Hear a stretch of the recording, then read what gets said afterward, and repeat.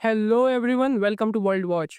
India में cabinet committee on security की meeting के बाद पाकिस्तान में नेशनल सिक्योरिटी काउंसिल की मीटिंग हुई और यहाँ जो फैसले हुए वो एज एक्सपेक्टेड थे।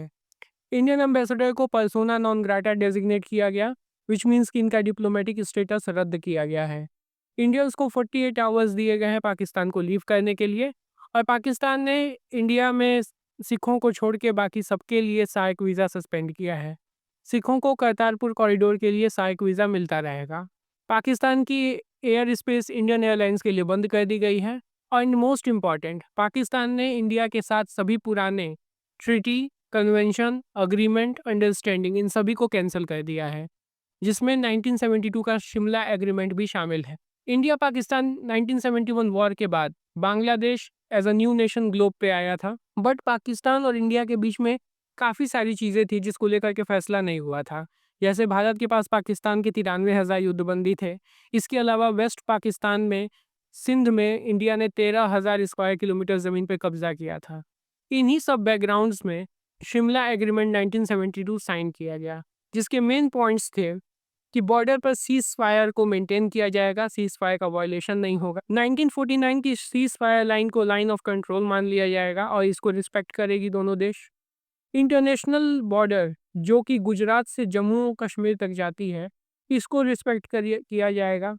इंडिया पाकिस्तान के 93,000 युद्धबंदी छोड़ देगा और सिंध में 13,000 स्क्वायर किलोमीटर ज़मीन पर अपना दावा छोड़ देगा। इसके अलावा जो कश्मीर इशू है, जो कि इंडिया पाकिस्तान के बीच में हमेशा से एक बोन ऑफ कंटेंशन था, इसको इंटरनेशनलाइजेशन से बचाया जाएगा। ना इंडिया की तरफ से इसको इंटरनेशनल एरिना में उठाया जाएगा, ना पाकिस्तान की तरफ से, और दोनों देश कश्मीर इशू को आपस में बातचीत करके सुलझा देंगे। और दोनों देशों के बीच trade, economic cooperation and security cooperation पे सहमति बनी। ये पूरा एग्रीमेंट 2 जुलाई 1972 को इंडिया के तत्कालीन प्रधानमंत्री श्रीमती इंदिरा गांधी जी और पाकिस्तान के प्रधानमंत्री जुल्फिकार अली भुट्टो के बीच में साइन किया गया था, जिसे अब ऑन पेपर पाकिस्तान ने कैंसिल कर दिया है। मैं ऑन पेपर क्यों कह रहा हूँ?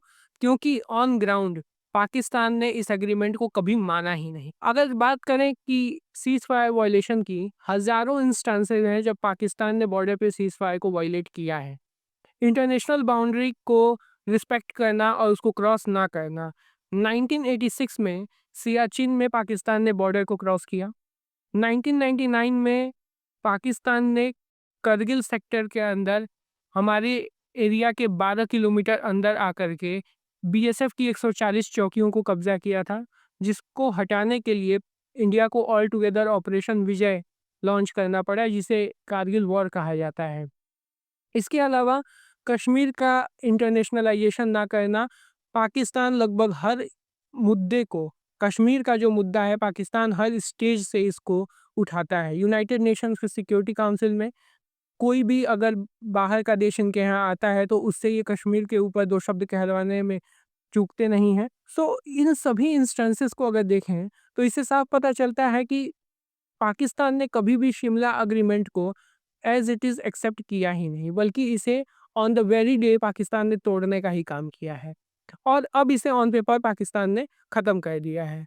लेकिन ये पाकिस्तान का सेल्फ गोल है। वियना कन्वेंशन की सेक्शन 62 किसी भी देश को ये अधिकार देती है कि वो कोई भी हिस्टोरिकल ट्रीटी हो, कन्वेंशन हो, अग्रीमेंट हो, अंडरस्टैंडिंग हो, उससे बैकआउट कर सकता है अगर वो उस कंट्री के ऊपर, नेटिव कंट्री के ऊपर अनड्यू प्रेशर क्रिएट करे, या फिर जो एनिमी स्टेट है उसको अनड्यू बेनिफिट दे।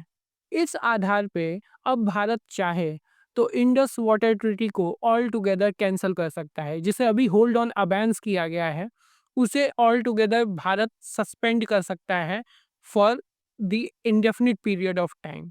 सो देखना होगा कि भारत इसको लेकर के आगे क्या स्टेप लेगा। कोई भी फर्दर अपडेट आती है तो I will make an updated video for you all. तब तक के लिए do like, share and subscribe to world watch.